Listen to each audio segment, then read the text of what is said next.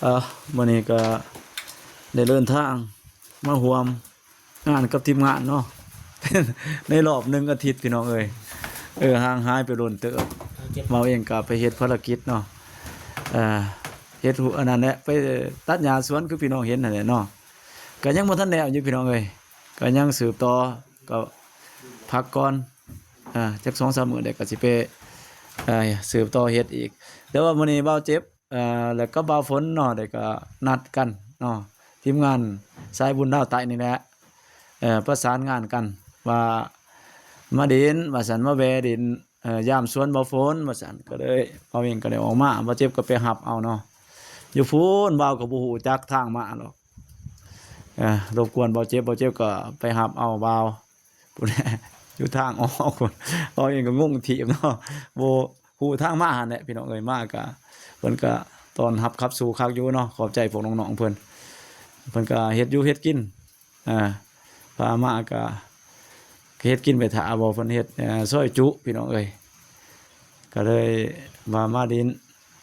มาเยี่ยมยามขึ้นฮอดกันหั่นแหละพี่น้องเอ้ยบ่ได้ร่วมงานกันโดนเติบได้ว่าเจ็บก็ถามตลอดว่าเป็นจังได๋ปางบ่ได้มายามมาดินนำกันเต้ว่าซั่น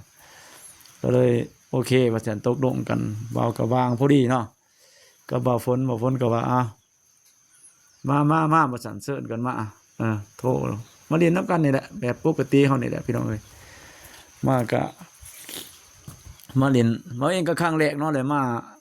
สวนบ่ฝนโอ้จบงามพี่น้องเอ้ยธรรมศาสตร์สิเป็นธรรมศาสตร์บ่หรือว่ากาแฟเพิ่นเนาะเพิ่นปลูกผักปลูกอีหยังหลายอันใดแนวดอกเพิ่นเฮ็ดเป็นสวนเพิ่นก็เฮ็ดเถียงก็จบงามอยู่พี่เนาะพออยู่หลบฝนหลบฟ้าเพิ่นบางครั้งเพิ่นก็มาพักผ่อนมาเจาะบางหัวบางสวนเพิ่นก็มาพี่แหละมาพักพี่เนาะเบาเองก็ถือว่าได้มาครั้งแรกบ่ส่วนเบาเจ็บก็สิมาได้เด้ออยู่ตามเพิ่นเดาสู่ฟังเนาะก็ได้มาร่วมงานกันได้เด้ออยู่ว่าซั่นมาเยี่ยมมายามกันได้เด้ออยู่ดอกแถวนี้มันก็มาเบาเองก็บ่ค่อยบ่ได้มาเนาะเป็นครั้งแรกมาก็ถือว่าธรรมชาติก็งามเด้อเนาะพี่น้องเนาะคือว่าเอาได้ถ่ายให้พี่น้องเบิ่งกาแฟเพิ่นก็ถือว่าได้เก็บแหละเริ่มได้เก็บแล้วเนาะเราเองก็ถ่ายให้เบิ่งนี่มีสวนผักเพิ่นเฮ็ดผักปลูกตามธรรมชาติบ่ได้ใส่ฝอกใส่ฝุ่นดอกพี่น้องเอ้ยมันเกิดไปปลูกแล้วก็ทิ่มซะอยู่แถวนี้แหละเนาะก็พอได้เก็บเป็นผักกาดคิ้วผักอีหยังหลายอย่างอยู่เพิ่นเฮ็ดยามบางๆมันก็มาเฮ็ดเนาะเป็น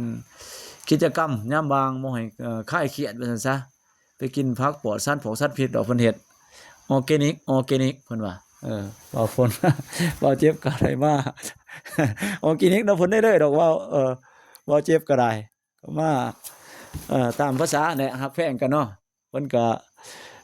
ถือว่าก็ติดพันกันเป็นพิเศษว่าซั่นซะฮักแพงกันพิเศษเนาะเบาฝนกับเบาเจ็บหั่นนะเพิ่นก็อยู่ในดุลดาวคราวเดียวกันว่าซั่นซะเบาเองก็เป็นดุลอ้ายเพิ่นก็มาร่วมงานกันก็ฮักแพงกันอันเนี้ยก็มาร่วมนํกันนี่แหละเบาเองก็เลยถ่ายให้เบิ่งนี่ธรรมชาตินี่โอ้สุดยอดพี่น้องเอ้ยภูเขาอากาศค่อนข้างดีมื้อนี้บ่ร้อนปานใดพี่น้องเอ้ยมันมีอีหยังแหละสวนเพิ่นเฮ็ดมีกาแฟแน่มีปลูกอีหยังแหละเพิ่นเอิ้นว่าปลูกมันเผือกมันหยังก็เป็นราคาดีอยู่ได้พี่น้องเอ้ยเพิ่นเฮ็ดหลายอย่างบ่ฝนเนาะเป็นคนรู้คนมันดอกเนาะเพิ่นก็เฮ็ดหลายอันได้แนวดอกบ่ฝนก็ได้ถือว่าก็เราเองก็เนาะสมเสยเพิ่นเนาะยินดีเนาะเพิ่นเป็นคนรู้มันขยันเพียรหาบุกเบิกเฮ็ดหันเฮ็ดนี่แน่เนาะเพิ่นก็บ่ค่อยอยู่ซื่อๆหรอกคือพี่น้องสิเห็นกิจกรรมเพิ่นดอกเราเองก็มาเยี่ยมยามเพิ่นก็มาเห็นก็โอ้ดีใจเนาะเพิ่นเพิ่นมีกาแฟอันนั้นอันนี้หลายอันได้แนวเนาะแต่ว่าก็ขอโทษพี่น้องที่บ่าวงที่ไม่บ่ได้เนาะก็เลยว่าได้มาพากเอาขอโทษขออภัยพี่น้องเราเองก็พยายามปรับปรุงอยู่เนาะล่าสุดก็ไปบ้านน้องบงเนาะเมืองละมามแข็งเสกองหั่นได้ไปร่วมกับเพิ่นก็เลยว่านอกจากนั้นมาก็เว้าเองก็มีเวียกแล้วก็เว้าเจ็บเพิ่นก็มีเวียกเนาะคือพี่น้องได้เห็นนั่นแหละในคลิปเนาะก็ต่างฝ่ายต่างสิมีเวียกก็เลยว่า บ่ได้ไปร่วมกันเนาะถือว่ามื้อนี้ก็พิเศษก็ได้มาร่วมกันกับเพิ่นพวกน้องๆเพิ่นก็ว่าเชิญมาดินและมาร่วมกันเฮ็ดของกินเล็กๆน้อยๆเนาะอยู่เถียงนาก็ได้ว่าอยู่เถียงอยู่ตูบอยู่สวนหั่นเพิ่นก็มาเฮ็ดซอยจุซอยหยังกินน่ะสนทนากันเล็กๆน้อยๆเนาะโอ้ร่วมกันว่าเป็นจังได๋ก็ได้ยินข่าวว่าฝนน่ะผ่านกฎผ่านเกณฑ์เนาะสร้างรายดอกรับสร้างรายได้YouTube ก็เลยว่ามายินดีนำเพิ่นบ่เจ็บก็ถือว่าเป็นหัวเครือใหญ่เนาะบ่เจ็บเนาะเป็นทีมงานหลักเพิ่นก็ได้อุดหนุนสนับสนุนทีมงานก็เฮ็ดอุดหนุนเนาะอยู่เบื้องหลังความสำเร็จบ่าวฝนเนาะก็บ่าววงก็ถือว่าก็บ่าวเองก็บ่าวฝนก็แสดงความขอบใจเนาะขอบคุณบ่าวเจ็บที่เพิ่นให้การช่วยเหลือเนาะโดยที่เสมอมาว่าซั่นซะมื้อนี้ก็ได้โอกาสดีก็ได้มาพบมาหากันมาพอกันมาสนทนากันเนาะมากินข้าวสามัคคีกับแมนเนาะมาเยี่ยมมายามขึ้นหอดคือถึงกันกับแมนมาเพิ่นพวกน้องก็ได้เฮ็ดของกินคือตามพี่น้องได้เห็นเนาะส่วนพี่ส่วนน้องได้มากินรวมกันกับFC ได้เบิ่งว่าเป็นจังไดเนาะชีวิต3หนุ่มนี่เนาะว่าไปจังไดมาจังไดก็มื้อนี้ก็ถือว่าล่าสุดเนาะเป็นมื้อที่ได้มาร่วมกันเนาะหลังจากที่ห่างเหินกันไปได้ก็แยกย้ายกันไปก็มาร่วมตัวกันอีกครั้งพี่น้องเอ้ยก็มาอยู่ที่สำนักงานของบ่าวฝนเนาะสำนักงานใหญ่เพิ่นออกตัวนี้ ก็เลยว่าเราเองก็บ่มีหยังเนาะก็สิพาให้พี่น้องได้เบิ่งเล็กๆน้อยๆได้ก็สิมาแจ้งข่าวว่าถือว่าเดินสิกลับมาเนาะสู่เวียกสู่งานได้ก็สิเดินหน้าต่อเฮ็ดคลิปเนาะสร้างความสุขและก็เป็นสะพานบุญให้กับพี่กับน้องต่อไปเนาะได้ก็สิร่วมเฮ็ดคลิปนำกันอีกล้นเนาะ3หนุ่มเพิ่นนี่เนาะไปเรื่อยๆได้พี่น้องเอ้ยก็ขอบคุณที่พี่น้องมาสนับสนุนเป็นกำลังใจให้ทั้งเปิด3คนเนาะพี่น้องเนาะเราเองก็บ่มีหยังก็สิขอบคุณในทุกกำลังแห่งใจเนาะที่มากดเข้ามาติดตามเข้ามาซอยกดไลค์กดแชร์เนาะให้กับทีมงานสายบุญดาวไต่เฮาหันเนาะได้มีกำลังใจเฮ็ดคลิปสร้างความสุขเล็กๆน้อยๆเนาะให้กับทานผู้ชมให้กับพี่กับน้องให้ FC ที่อยู่ทั้งภายในอยู่ไกลแล้วก็อยู่ภายในในต่างประเทศเนาะได้รับเบิ่งรับชมนำกันนั่นได้สื่อสารข้อมูลให้พี่ให้น้องได้รับทราบว่ามันเป็นจังไดเนาะ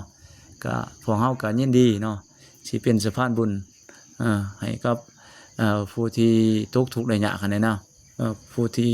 กำพร้ากำพร้อยลำบากแท้ๆเนาะอยู่แถวเขตชนบทดาวไต่นี่เฮาก็ขอเป็นส่วนหนึ่งในการช่วยเหลือเพิ่นเนาะเราเองก็มีความยินดีแล้วก็ร่วมทั้งหมดนั่นแหละทีมงานก็ได้สนทนากันแลกเปลี่ยนความคิดเห็นว่าเฮ็ดจังไดเนาะถือว่าบ่าวเจ็บก็มีห้อยยิ้มเนาะมื้อนี้บ่าวเจ็บก็โอ้ยมื้อนี้ขนาดแต่งความรอนี่ขนาดพี่น้องเอ้ยสุดๆเลยมื้อนี้เพิ่นมาแบบลุกใหม่เนาะพี่น้องเนาะนี่บ่ค่อยเห็นได้เสื้อสไตล์นี่ว่าซั่นซะ คักหลายว่าซั่นบ่าวเจ็บบ่เองก็ดีใจได้มาเห็นกันเนาะก็คือว่าแน่นอนก็ได้ติดพันกันมาได้อยู่นํกันก็ล้นเติบพี่น้องเอ้ยก็บ่าวฝนเองก็ไปมาหาสู่กันดอกเป็นหยังก็เนาะโทรหาทักทายหากันเป็นหยังก็เอิ้นหากันพี่น้องเอ้ยช่วยเหลือซึ่งกันและกันดอกบ่ทิ่มบ่ปากันมีหยังก็เอิ้นหากันกินข้าวหม้อเดียวกันซ้ำมาพวกนี้ไปนํกันว่าฝนนี่ก็โอ้ยสุดยอดเลยพี่น้องเอ้ยคือพี่น้องเห็นหั่นแหละเพิ่นก็เป็นกำลังสำคัญคือกันแหละในทีมงานไปหันมานี่ก็อาศัยว่าฝนเพิ่นก็อำนวยความสะดวกให้ได้อันได้เนี่ยจังว่าก็ดีใจที่ได้มาพอกันมาเห็นกันก็เราเองก็สิได้ถ่ายคลิปก็สิจบคลิปนะครับไม่ก็ขอโทษนำ FC ได้ๆเนาะมันมีปัญหาพี่น้องเอ้ยก็เลยว่าได้มาฝากเสียงเอาพี่น้องเอ้ยขอโทษขออภัยนำพี่นำน้องก็พยายามสิแก้ไขอยู่พี่น้องเอ้ยก็กราบขอบคุณเบิดทุกคนเนาะทุกกำลังแห่งใจที่ส่งมาได้บ่าวเองก็สิขอจบคลิปให้กับพี่กับน้องเพียงส่ำนี้เนาะโอกาสหน้าพบกันใหม่ขอให้ทุกคน มีความสุขโชคดีเนาะตลอดไปบ่าวเองก็สิขอจบคลิปเพียงส่ำนี้เอาขอบใจหลายๆพี่น้องเอ้ย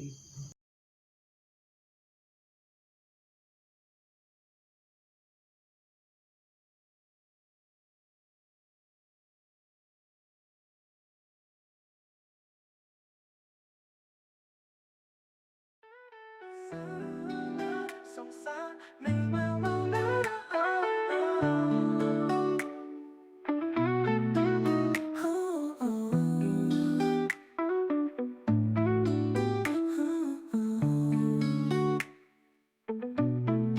สวยมือนี้ขอมีนางมามาอยู่ใส่สิ่งศักดิ์สิทธิ์ปล่อยมาดลใจ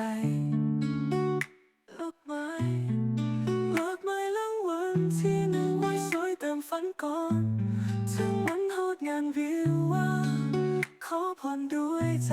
ศรัทธาสวยนำพาหักหอทั้งฟังสงสารไม่มาเมาแล้วเขามีแนมมาอยู่ใส่สิ่งศักดิ์สิทธิ์ต่อยมาดนใจหลอกหมายรางวัลที่หนึ่งไว้ซอยเต็มฝันก่อนถึงวันฮอตเดินเดียวว่าขอพรด้วยใจศรัทธาสวยนำพาหักหอทั้งฟังหอมเอาสิ่งสดก่อนให้เยอะไปในมืองานแต่ง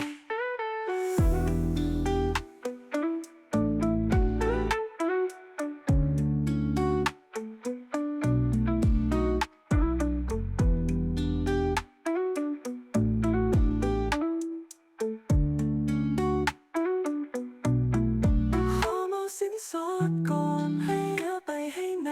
เมืองงานแต่งซื้อมาสงสารไม่เมาเมานะขอมีแนมมาอยู่ใส่สิ่งศักดิ์สิทธิ์ต่อยมาดนใจหลอกหมายรางวัลที่หนึ่งไว้ซอยเต็มฝันก่อนถึงวันฮอตเดินวิวว่าขอพรด้วยใจศรัทธาสวยนำพาหักหอ